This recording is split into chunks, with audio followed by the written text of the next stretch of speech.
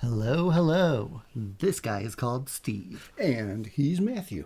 He has a doctorate in ministry, a master's of divinity, and 6 children. And he has a dad who's a former pastor. Yep. That about sums up our credentials. Yeah, well, and he also served as a InterVarsity missionary to college, and also served overseas in Ukraine, Macedonia, and Spain. Yeah. Today we will be talking about the book of Exodus, a book name that intrigued me because it shows up that word in chapter 13. I didn't notice that.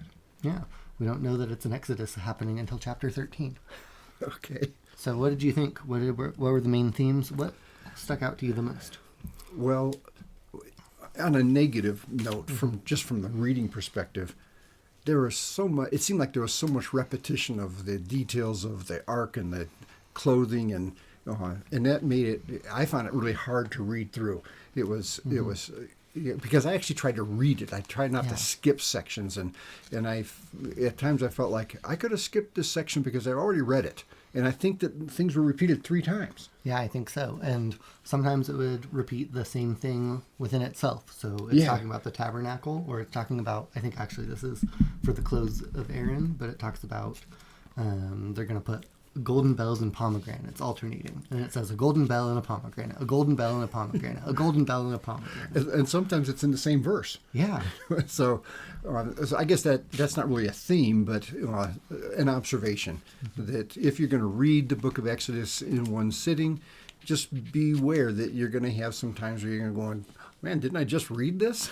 Yeah, but I actually found it, as difficult as it was, just mentally, I found it emotionally and spiritually fulfilling to read it multiple times over. For me, that was one of the big themes that I found in the book, is that I think it just made me feel unworthy. It made me feel like I don't know, like I'm not good enough. Not necessarily in a bad way, just in some sort of way. I think, in the future we'll talk about Paul saying something about that. Right. But we're in Exodus now, and that's not what we're going to... In one sense, we don't know about Paul yet. Yeah. And it's kind of interesting to try to read not from a New Testament perspective, to what would this be like if I was reading in the youth of Christ. If I was reading before Matthew was written, before Jesus was born. And in that sense, one of the things I caught, and because of that repetition, was the sense of awe with the way that they constructed the ark and the clothing that for the priests. It was, in one sense, magnificent. But is that a theme? What would be the theme of Exodus? I think part of it is just plain the power of God. For one of the things I noticed, especially with the plagues of Egypt, it starts off, and I think the first one, he turns the water into blood, and then the Egyptian magicians do the same thing, and then the next plague they do the same thing, and then eventually the magicians are trying to hide. Yeah. They can't do what God can do, which I thought was it was a really interesting progression that showed the incredible power of God. Yeah, I thought it was interesting too. If I'm Pharaoh and the guy comes up to me and he says, "Hey, let my people go. If you don't, I'm turning all of your water into blood." My reaction would not be, "Well, I can do that too." Yeah. Because I don't want my water to be blood, right? So it's not, for me, I don't want blood and make it double, and frogs and make it double. I want no blood. Right, and no frogs. Yeah. Although some people eat frog legs, I don't think that was on the menu. Yeah, they weren't French yet. So yeah, and that whole interaction at the beginning of Israel and Egypt, and the way that interplayed, and I noted that that there were 40 years or 80 years from chapter 1 to chapter 7. Yeah, at least chapter 2 to chapter 7, right?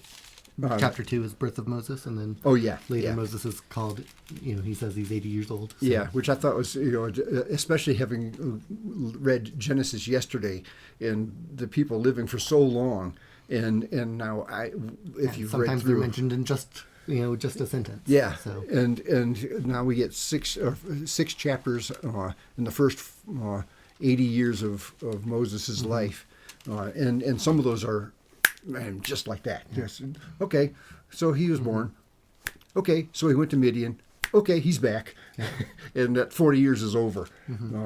Although when he was in Midian, he does get married and have kids. Right. So there had to be at least 9 months. yeah, So some questions that I had, starting from the very beginning. When did the Jews, or the Hebrews, become slaves? yeah, it's interesting. Because it doesn't say that. They just were introduced, and the Hebrews are slaves.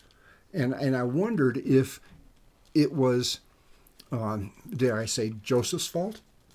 Because in the plagues, the famine, at the end of the famine, the first 7 years there's plenty, and then there are 7 years where the people are selling. They sell their livestock, they sell all their produce, they sell their land, and then eventually they sell themselves. And so I'm wondering if that's where the Hebrews became slaves. And it begs the question of who else in Egypt was a slave? Were they all slaves?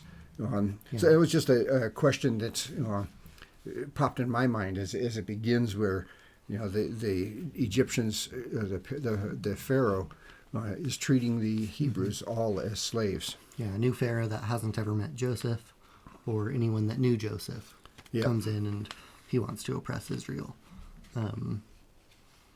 Verse 13 of chapter 1, so they ruthlessly made the people of Israel work as slaves. But it's unclear what that means. Yep. And, what even would slavery look like, Right. 3,000 years ago. So, Yeah, and of course our view of what slavery looked like it has been tainted by movies that we've seen. And none of us were there, so we're not sure what it would look like, because in some way they were working for the Pharaoh, but so also could all of the Egyptians have been. So, yeah, especially if you keep in mind what happened during the famine. So then we jump. We're introduced to their slaves, and Pharaoh is saying, "Kill all the male babies," and then there's Moses, and Moses is the younger brother. Once again, younger brothers reign supreme. Okay. I happen to be a younger brother also. Yeah, so we'll find out if in the rest of the Bible younger brothers are held up as higher. Right. But, Well, we're going to see that with David. Yeah, of course. So, yeah, it could very well be. So Moses is introduced, and he almost immediately, it's chapter 2. He goes from he's born to he's killing somebody. yeah. And then his reputation there, and he leaves. And when he goes to Midian, one of the things which I noted is just a interesting thing is he goes to the well, and the ladies are coming to water their sheep, and the shepherds already at the well chase the ladies away. And my question was, why did they do that? These ladies almost certainly came to the well every single day. And why this day did the shepherds, run the ladies off? And Moses stepping in and saying, I'll water your sheep for you. It seemed like they were coming at a different time than normal. At least that's what I understood from reading it. But it was unclear to me, why is Moses stronger than all these shepherds? Yeah. For whatever way, it's a group of shepherds, and Moses is just able to be like, I've killed before, I'll do it again. Or I don't know, but in whatever way, he saves them. And it says they came home to their father Reuel. Yeah. I thought that was interesting because Because later they call him Jethro. yeah, chapter 3, 10 verses later, it says, "Now Moses was keeping the flock of his father-in-law Jethro." Yeah, I noticed the same thing, and I didn't take the time to try to look at the Hebrew and see why there is that. There, I didn't look at any commentaries to see it, but just note it, and if that's something which is of great interest to you, you might want to investigate it. Yeah. But there's lots of reasons why that could be, in terms of what the how the Hebrew language works, and also how names worked in the Old Testament.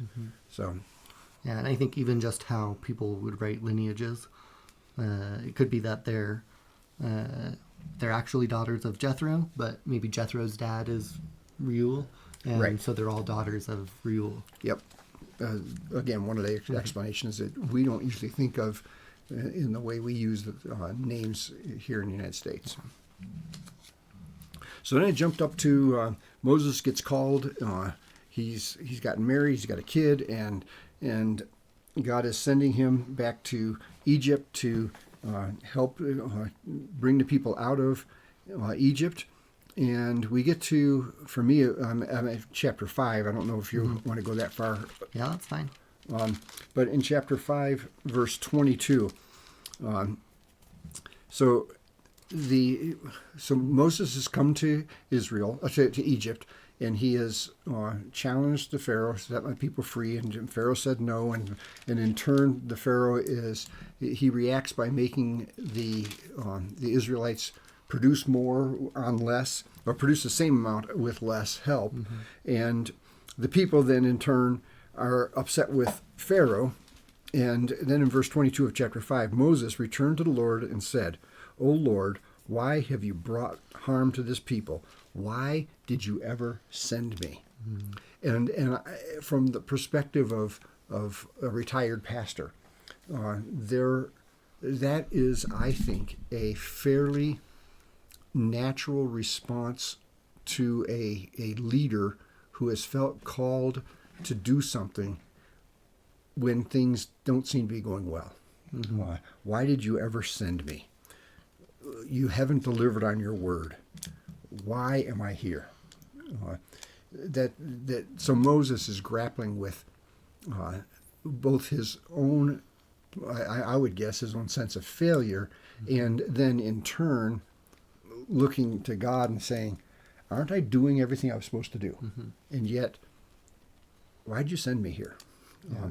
And I like it that chapter 6 starts, "But the Lord said to Moses, 'Now you shall see what I will do to Pharaoh. For with a strong hand he will send them out, and with a strong hand he will drive them out of his land.'" Yep. However, then when you get to verse 9 of chapter 6, Moses is talking to the people, and Moses speaks to the people of Israel, and then it says, they did not listen to Moses on account of their despondency and cruel bondage, which for me points out one of the, from a former pastor's perspective, one of the struggles with preaching, because we preach, we proclaim the word of God, and there are some individuals who simply don't respond. They don't listen. They don't take it to heart. And it gives us a snapshot of why that is. Because sometimes people are just depressed.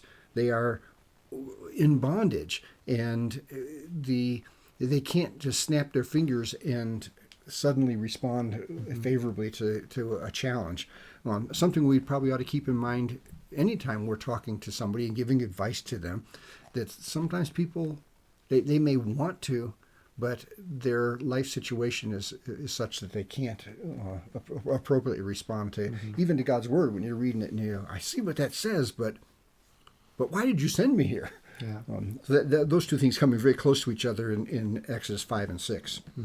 Yeah, I think for me that made me think of Moses as, we know he's in the line of Abraham, that he's Abraham's descendant, but it drew this connection to me between Abraham, that we read about yesterday, and Moses, who they're both people who get to talk to God, and God tells them something, we see it a little bit earlier in the burning bush and the powerful signs, and also here though, where God says something and Moses is willing to say like, no, that can't work. I don't know how to talk. Yeah. Like, okay, imagine we get Aaron and he knows how to talk. They still aren't going to believe, right? There's got to be something more. And, God is able to say, like, okay, yeah, let's do it. Let's do more powerful signs. Let's get you Aaron. And along those same lines, Moses says, I'm unskilled in talk, and he doesn't feel worthy and capable.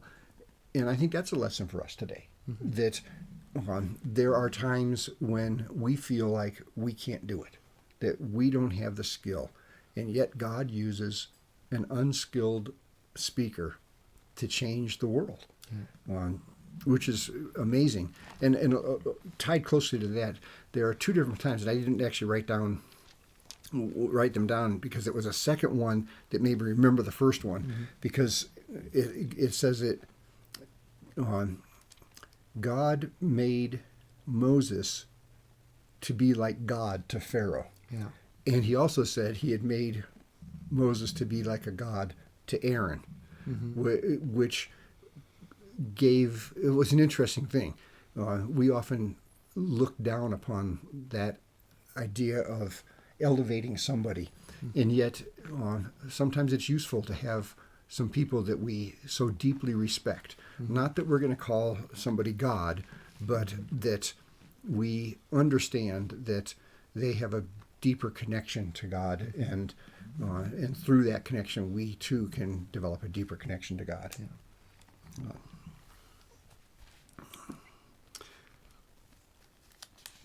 So they have the plagues of Egypt. Eventually, the Pharaoh says, "Yeah, you can go. That's fine. You can go after my kid's dead." Yeah, it takes 10 plagues. Yeah. And the 10th plague is everyone's dying now. Yeah. Which is interesting because for me, it seems like a lot of these plagues are going to cause death. Yeah. Right. And by the way, also because of the 10th plague, it's a lot smarter to be the younger kid. Yeah, exactly.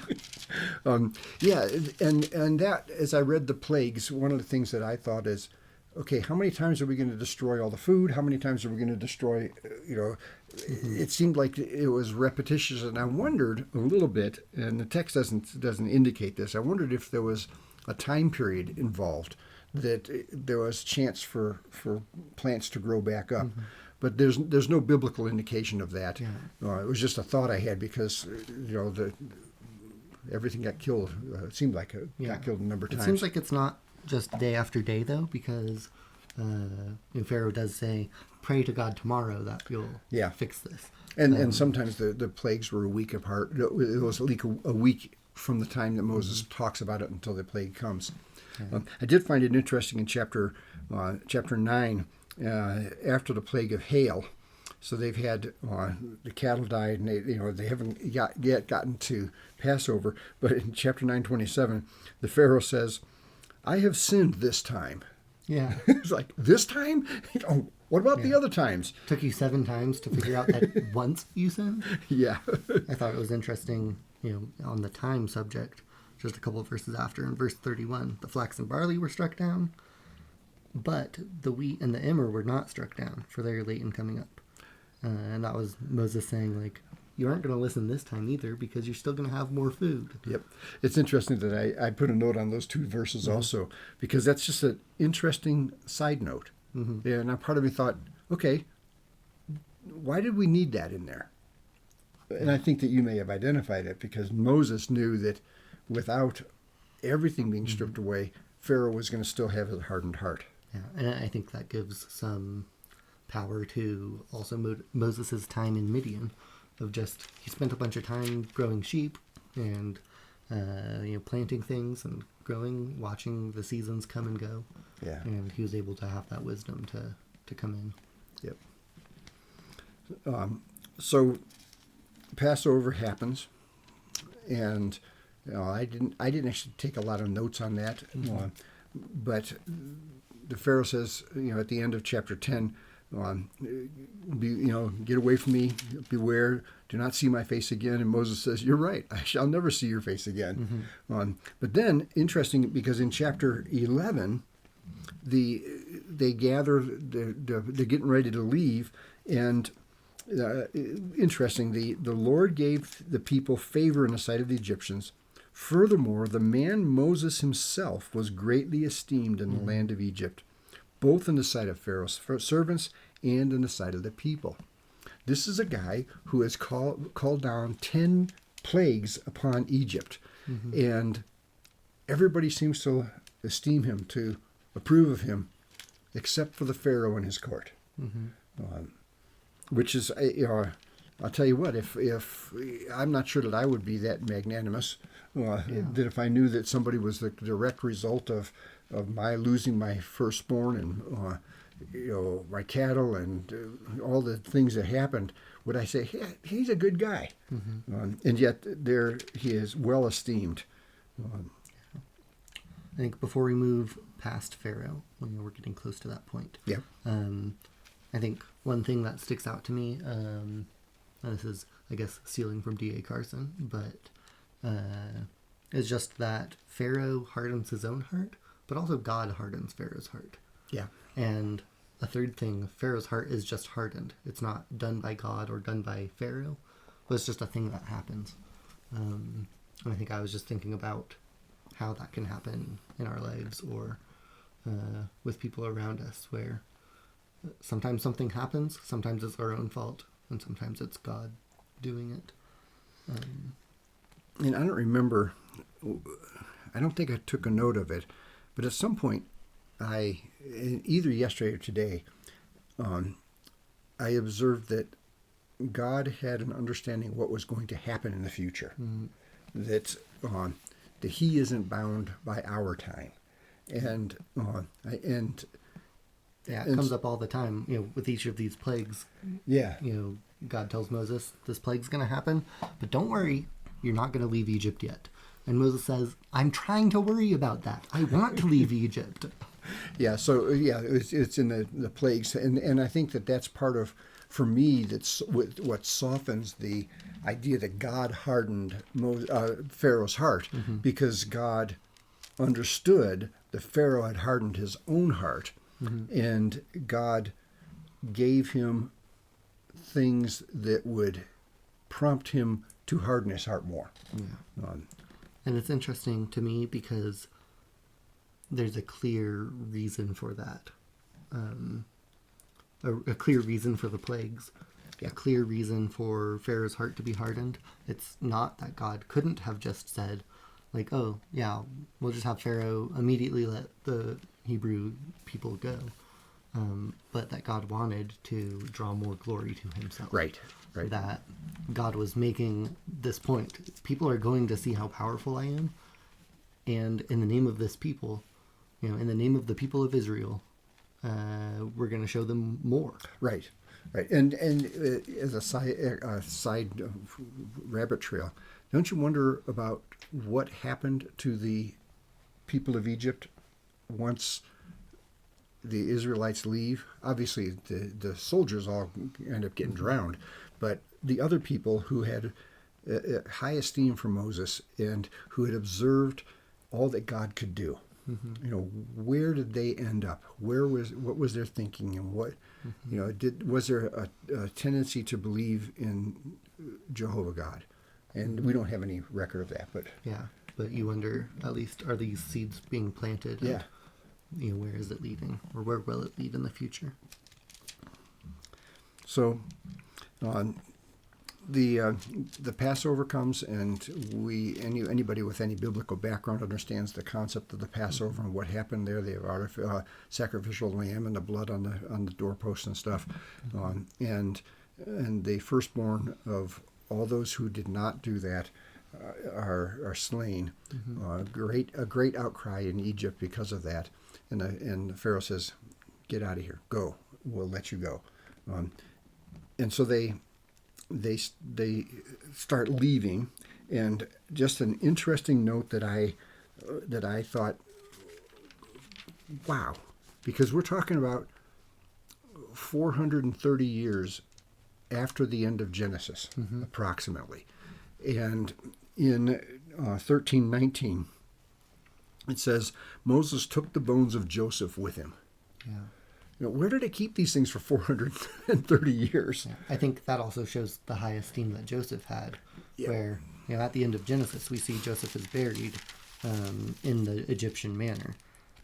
They embalmed him and he was put in a coffin. Right. So I thought that was interesting too, that they were willing and even thought of it like, as we're running away from these people that are angry at us, like, let's just go and make sure we get the bones. Yeah.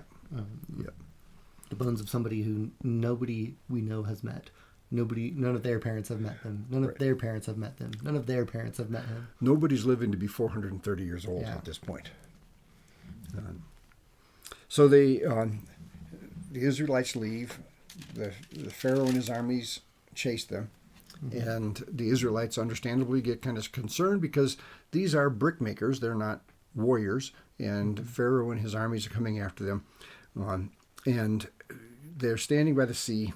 And this is chapter 14, verse 14. A wonderful verse. It says simply, the Lord will fight for you while you keep silent.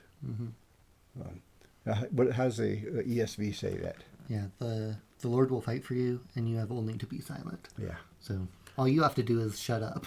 Which I think sometimes we forget that, and that's because we get worried and we think that we have to defend ourselves, and if we don't, who will? And sometimes it's true, nobody will, until the age to come. So the Lord will fight for you while you keep silent. You don't have to defend everything in your life. Powerful message, and then of course, God delivers the Israelites in the parting of the Red Sea. And it's a powerful response to the first time that the Israelites are complaining about leaving Egypt. Yeah. So obviously their slavery wasn't so bad because they're already complaining about leaving. Yep. But God had something better for them. And I think it's easy, for me at least, to think, why are the Israelites complaining? Like, they're being delivered out of slavery. They're being delivered out of a people who, just a few chapters ago, they were talking about kill all the sons. Right. And the reason Moses is raised up in Pharaoh's household is because all the sons are supposed to be put on the river to float away and die. Yeah. So it's not even 80 years after that, and they're complaining that they don't want to leave. So I think for me it's easy to think in derision towards the Israelites, but I think I can feel that way too sometimes, where I'm like leaving something that was bad, and I'm complaining about the new good thing that God is bringing into my life. Yeah, and I think that your observation that how bad was their slavery, that they'd rather go back there. This isn't the only time, because they're consistently going to say, "Hey, we could be back at home, and it wasn't that bad." Yeah. Interesting when they're at the Red Sea and the parting of the Red Sea, and they go across, and the Egyptians come across, and you get to verse 25 of chapter 14, and the Egyptians say, "Let us flee from Israel, for the Lord is fighting for them against the Egyptians." That's a cool observation. This is not our battle. It's not just us against these former slaves. It's us against God. Yeah. I think it's interesting. I think just chapter 15 is interesting to me. The Red Sea, of course, closes on the Egyptians, and at the end of chapter 14, Israel saw the great power that the Lord used. So the people feared the Lord, and they believed in the Lord and in his servant Moses, and then they have a song break. Yeah. I just think that's cool. They go from complaining to, a fairly short walk across the sea, and then now it's song time. Yeah. Bring out the tambourines. Let's sing a song. Yep. And they in Moses' song and Miriam's song, and already They've just crossed the Red Sea. They've had their worship service. And you get to verse 22 where like, that's right after Miriam's song. So you got Moses' song, a couple of verses, Miriam's song, and then Moses led Israel from the Red Sea. They went out in the wilderness of Shur, and they went 3 days in the wilderness and found no water. When they came to Marah, they could not drink the waters of Marah, for they were bitter. Therefore it was named Marah. So the people grumbled at Moses. Yeah. They are 3 days from the miraculous deliverance from the Red Sea, and they grumble. It's just, to me, it shows you something about human nature. That, we want God to be interacting in miraculous ways in our life every single day. And then at the end of that chapter, just something I found interesting. They're grumbling about water a few verses earlier. And then they came to Elim, where there were 12 springs of water and 70 date palms, and they camped there beside the waters. 12 springs of water and 70 date palms. Yeah. Part of me says, who decided to count them? Yeah. It's just, that's kind of the way I sometimes read Scripture. I go, wow, that seems kind of interesting. Yeah. I think, we mentioned before Israel's complaint. Before they say, is it because there are no graves that you've taken us away to die in the wilderness? What have you done to us in bringing us out of Egypt? Is not this what we said to you in Egypt? Leave us alone. It would have been better to serve the Egyptians than to die. So that's their first complaint, is like, we don't want to just die. I just like the evolution of their complaints. That their next complaint now in chapter 16 is, it would have actually been better to die by the hand of the Lord. Because at least we had meat and bread. But now you're going to kill us with hunger. So they don't want to die by the wilderness. They don't want to die by hunger. Later, they don't want to die by thirst. Yep. And God, of course, answers their hunger issue by bringing manna and quail. And I found, in God's response to that, He says pretty clearly, don't keep any overnight. And in chapter 16, verse 20, they did not listen to Moses, and some left part of it until the morning. And it bred worms and became foul. And Moses was angry with them. I mean, how many times do you tell people this is what you need to do, and they refuse to do it, and you just want to slap them? Well, come on, you know what was going to happen. But then verse 20 or 21, they gathered in the morning. Every man had as much as he could eat. God said, hunger's not going to be an issue. You're going to have bread. You're going to have meat every day. And on Saturday, or on the 6th day, gather twice as much, because the next day you're not getting any. But you'll be satisfied. I like it how Moses' emotions meld with God's, and vice versa. That here we see Moses is angry because they don't listen. And then on the 6th day, I guess on the 7th day, on the Sabbath,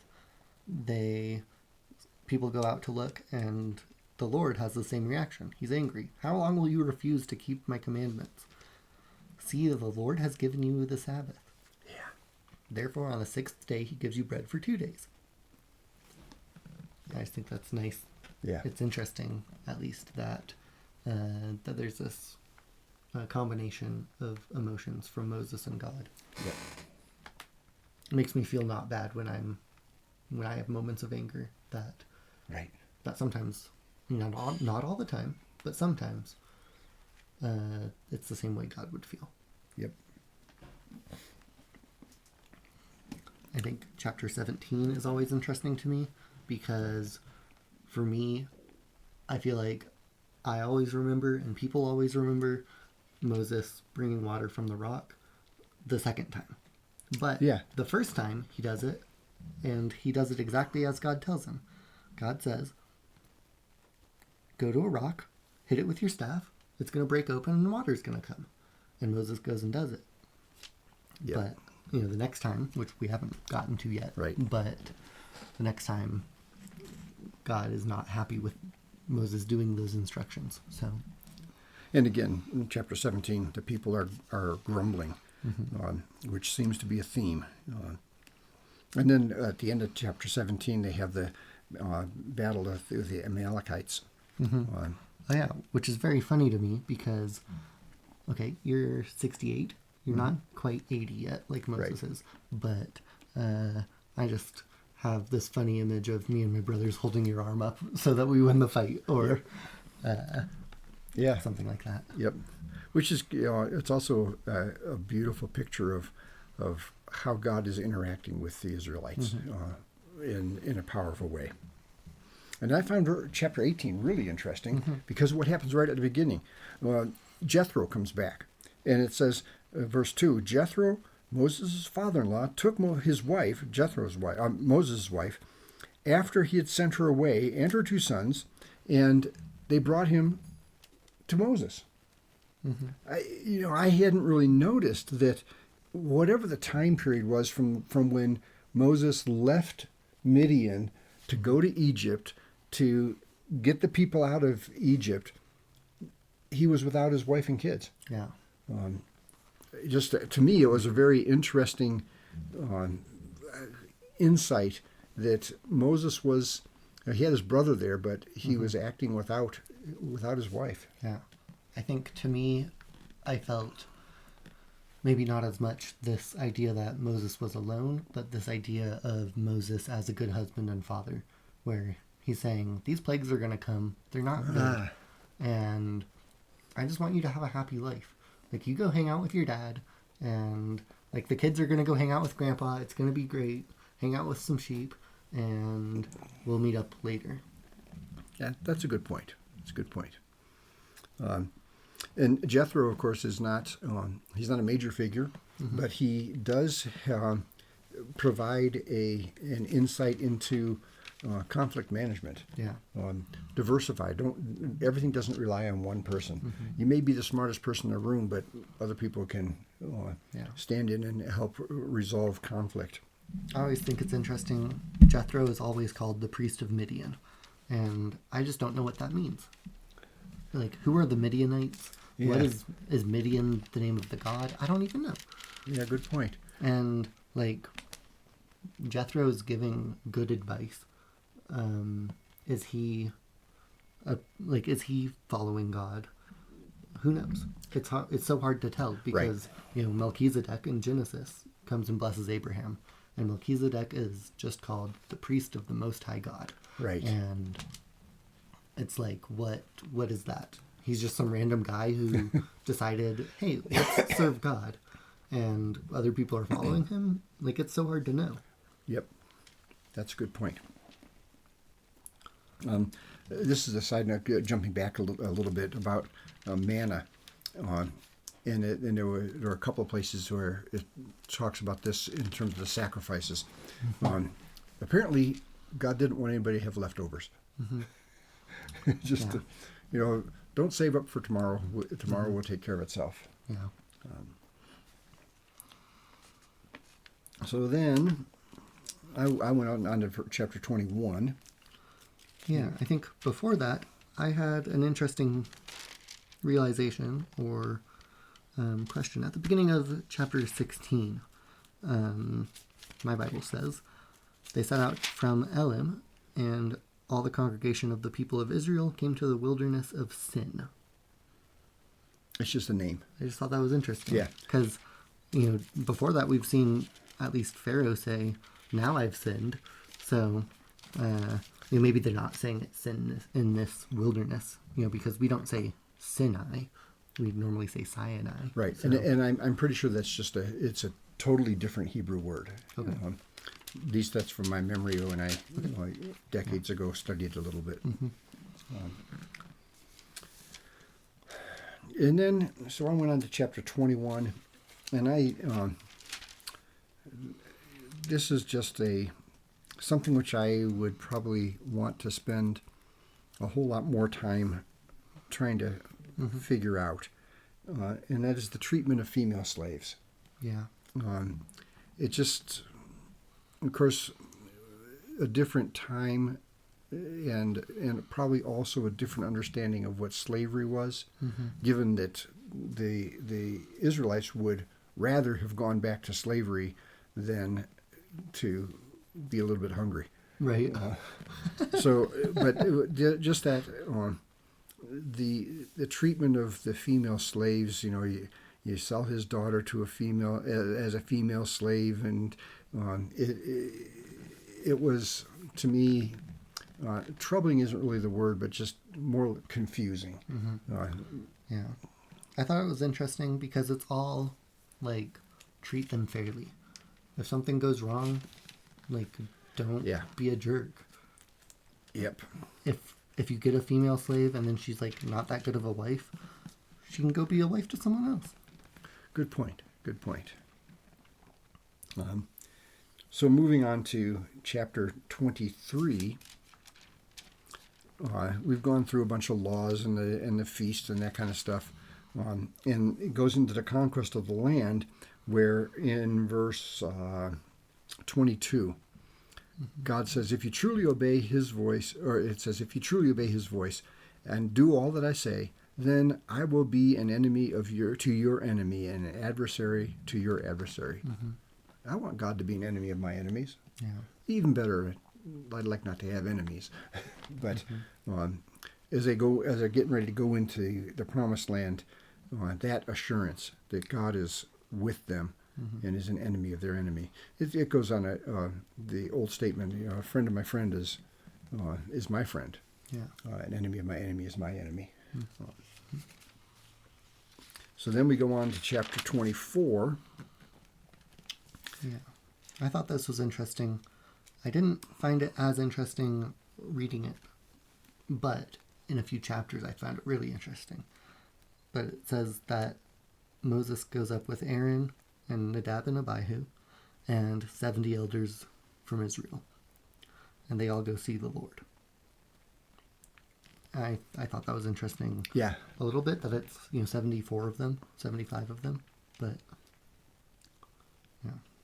Right. What were your thoughts? Well, that was actually, I think, in the same section that the elders go and see the Lord, and yet he did not stretch out his hand against the nobles of the sons of Israel. And they saw God, and they ate and drank, which in one sense contradicts what is said later, who can see God and live, and what happened to Moses when he sees God and his face is glowing. But here they saw God, and they ate and drank and lived. Yeah. So then I went on to... Yeah, the timeline is definitely confusing to me. But I maybe it's not as confusing, but I think there are some times where it's like, why is this happening in this order? Or how could this happen? But, yeah. So then we're going to hit this section, which is going to go on for a good 10 chapters or so, where it talks about the Ark of the Testimony, the clothing of the priests, and interwoven in that is a whole bunch of offerings or sacrifices. And I got into it. I started thinking, wait a minute, how many of these things are? And so probably sometime into like 26 or 27, I said, wait, he's talked about a heave offering, a wave offering, atonement offering, a burnt offering, a meal offering, and a drink offering. Those are just the ones that I identified after that. And I didn't go back and say, wait, how many others were there? But that's a lot of offerings. Yeah, and they all have their own place, their own table, their own... Yeah. Their own jar to pour your drink, or and probably their oil. own probably their own meaning. Yeah. Each of those means something different to God and to us. And I'm really thankful that we're not in that system where we have to remember all those things. However, there is something therapeutic for us to say, okay, they had a drink offering. What was that? Yeah. And in what ways can I emulate that? In what ways would that impact me if I had a wave offering? Yeah. So worthy of additional study, and probably somebody's written a book about it, the offerings of the Old Testament and what they mean for the New Testament believer. Yeah, I think this is where I started feeling really unworthy. I think the tabernacle and the Ark of the Covenant, or the Ark of the Testimony, My Bible says both, but Yeah. I think they are ornate things. They're made from specific woods, from gold, from silver, from bronze. They're made with cherubims facing each other, cherubims facing away from each other. They are big, beautiful things. It's probably 10 feet by 8 feet by 5 feet or something. That is a big thing that these people are carrying through the wilderness with them. And God even lists out people. He says, go find the people who are good with cloths. Those are the people who are going to make the robes. Go find the people who are good with gold. Those are the people who are going to make the gold, the gold linings. Yep. Go find these two specific people. Yeah, but what was the name of the guy who gets spoken of most, who is gifted by God? Yeah, is that Bezalel? Bezalel.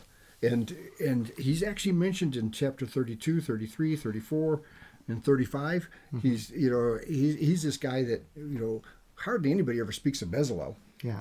But Scripture speaks very highly of him, which is kind of interesting. Bezalel, and then when Moses comes down from the mountain, it seems like he has to go find Bezalel and then Oholiab, and introduce them and say hey, you guys haven't met, but Bezalel's going to teach you how to do this, and then you're going to teach everyone else. Yeah. And the gathering of all the supplies needed, where ultimately it says that Bezalel and Oholiab, the other guy, come to Moses and say, tell people to stop bringing stuff. We've got too much. Mm-hmm. And wouldn't that be a great crisis to have in the church, mm-hmm. where people have brought so much that there's an abundance and everything's getting taken care of. But anyway, it starts off in chapter 30 with how do we pay for all this stuff? And they take a census, and everyone is numbered from 20 years old and over, and they give a contribution to the Lord. And then this I found really, really interesting. It's in verse 15. The rich shall not pay more, and the poor shall not pay less than the half shekel. The sense of we all owe the same thing to God, which I thought was kind of interesting. It would make for interesting tax policy, mm-hmm. but I think that it wouldn't work. Yeah. Yeah, but it's a different sort of tax because this is to make atonement. Right. So it's to make things better, not to, we have taxes to build the roads or whatever. Yeah. But it was right after that that we are introduced to Bezalel, mm-hmm. Filled with the Spirit of God and wisdom and understanding and knowledge and in all kinds of craftsmanship, mm-hmm. to make artistic designs for work in gold and silver and in bronze, in the cutting of stone settings and the carving of wood. And he was the one who was going to lead the craftsmanship of the ark. Yeah. And I just, we often, in our society, we diminish people who work with their hands. Yeah. And here, this is somebody who has been, anybody in any occupation would love to have this set of them. They're filled with the Spirit of God and wisdom and understanding and knowledge. Yeah. And also, by the way, in all kinds of craftsmanship. The guy was probably a pretty significant dude. And he is mentioned through a number of chapters in Exodus. And I've never heard of anybody who named their kid Bezalel. Yeah. I think just before that, in chapter 29, I can't actually find the verse right now, but it's a consecration of the priests, and it talks about Aaron and his sons, and it talks about them, Aaron and his sons taking on all the guilt of the nation. Mm-hmm. And anything that the nation does wrong in worship will be placed onto Aaron and his sons. And I thought that was interesting. And reading it, I was thinking, wait, did I skip something? I thought there's this golden calf coming. Is it in the, did I skip it somehow? Did I flip the page wrong? So I went back and I looked, and okay, it's not there. I guess it's yet to it's come in the future. And so this is all still Moses is on the mountain. Yeah. Moses is just being told this all by, And My God. he's on the mountains for 40 days. yeah, no food, no water. Yep. And it actually happens twice. Yeah. But it took 40 days for the people of Israel to completely forsake God and fashion a golden calf. Yeah, for them to say, we don't know what's going on with Moses. And since we don't know what's going on with Moses, let's make for ourselves a god. I love the way, well, I don't love, but I think it's kind of interesting the way that Aaron defends himself. I just sort of threw all that gold in the fire and out popped a golden calf. Really, out popped a golden calf. Yeah. You know, this is some strange magic trick. Of course, the text tells us that he fashioned it. Right. But when Moses challenges him, it was, I didn't do it. It just came out that way. I thought it's interesting. Chapter 32, verse 7. The Lord says to Moses, Go down, for your people, whom you brought up out of the land of Egypt, have corrupted themselves. Kind of accusatory towards Moses. Your people, you brought them out of Egypt. They've corrupted themselves. But the interesting thing is that later on in that chapter, at the beginning of verse 11, Moses, in one sense, takes ownership of that. Yeah. Says, okay, but they're your people. And you don't want the nations around to say, oh, he took them out of Egypt so he could kill them in the desert. So, okay, they're my people, but they're your people, so can't you please just temper your anger? Yeah. And I thought that's funny because you would think that now Moses has been warned. You're not going to like what happens when you go down there. They're doing something bad. And then Moses turned and went down from the mountain with the 2 tablets written from God's own hand. And he goes down and Joshua is with him and says, is there a war going on? And Moses says, it's not a war. Let's go see what's happening. And as soon as he came near the camp, he saw the calf and the dancing. Moses got angry now. His anger burned hot, and he threw the tablets out of his hands. Yeah. I thought, this is something I've never thought of before, never realized. He took the calf that they had made and burned it with fire, ground it into powder, and scattered it on the water, and made the people of Israel drink it. Yeah, drink your sins. Yeah. And, who knows, we have black lung from people in mines, or the people of Israel had gold lung from worshiping the wrong god on accident. Yeah. Or on purpose, I suppose. I find it interesting the way they described how the people gave the gold. That Aaron said, whoever has gold, let him tear it off.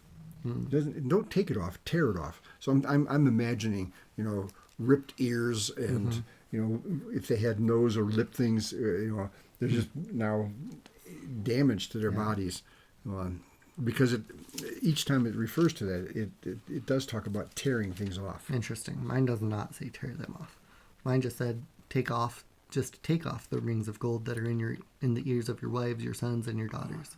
So the people took off the rings. Okay. I guess that's one of the reasons we read from various translations, right? So let's see. I was to 32.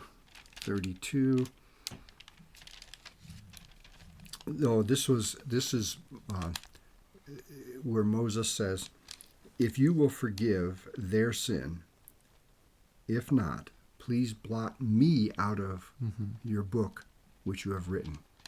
That has echoes of Paul later, saying, forgive them, but if you can't, lay it on me. Yeah. Pretty powerful. I don't know that I have that strong of character. Yeah, I would say not even Paul, but Jesus. That Yeah.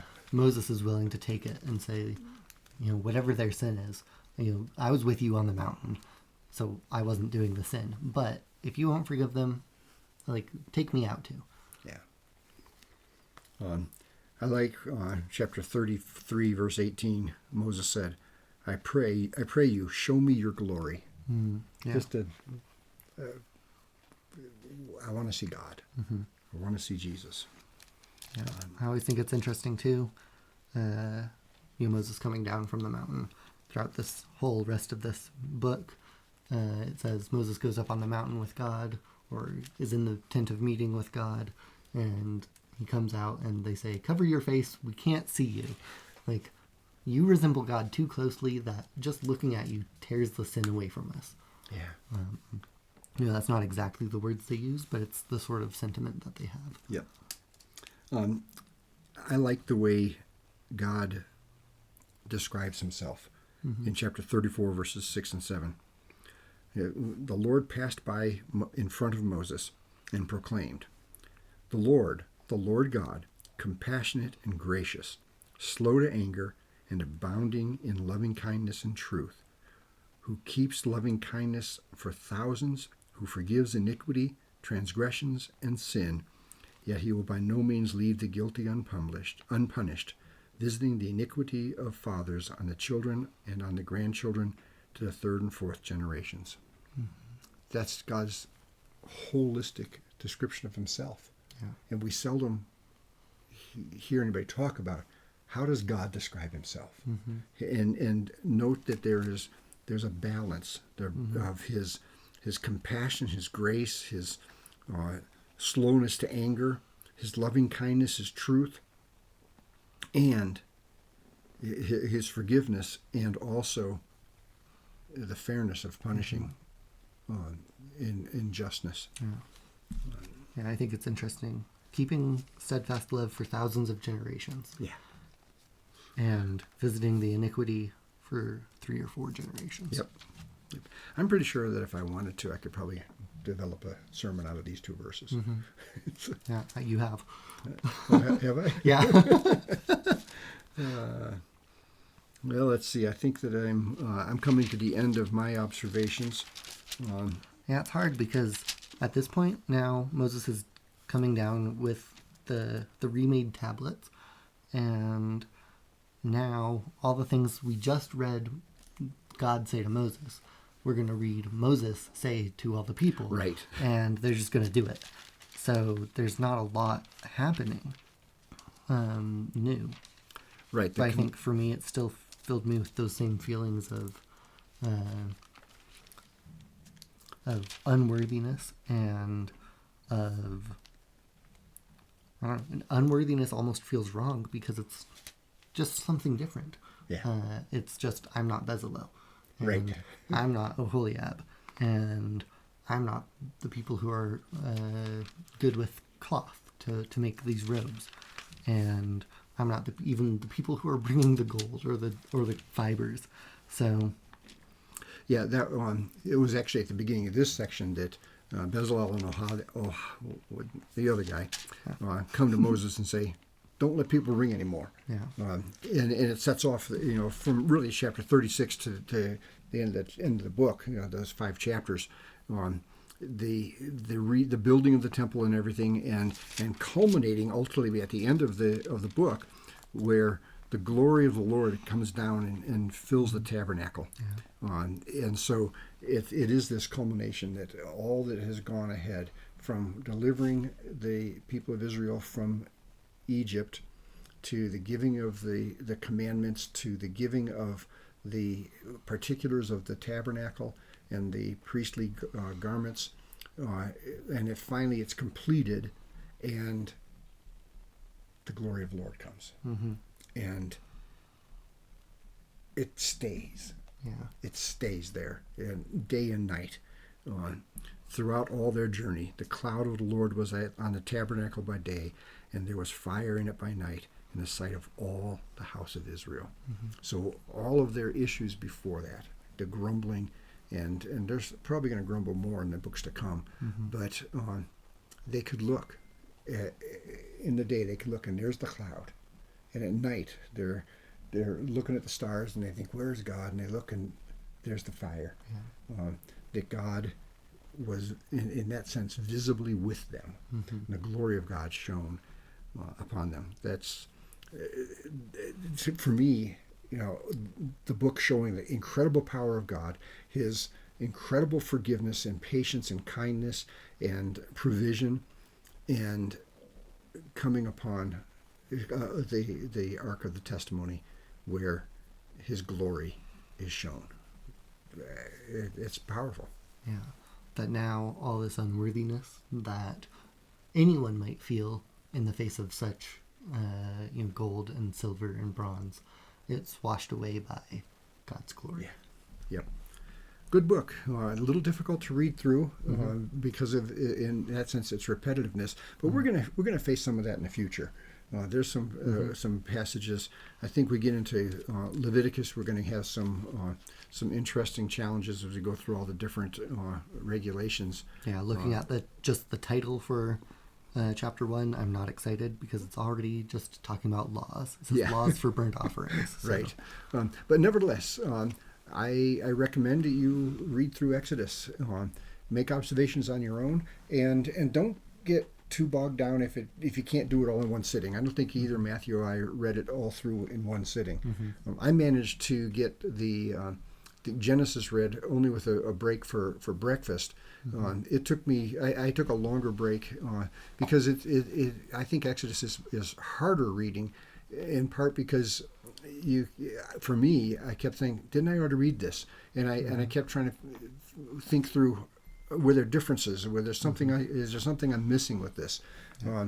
So I encourage you, read it, make observations, and fall in love with the glory of God. Yeah. Let us know what you think.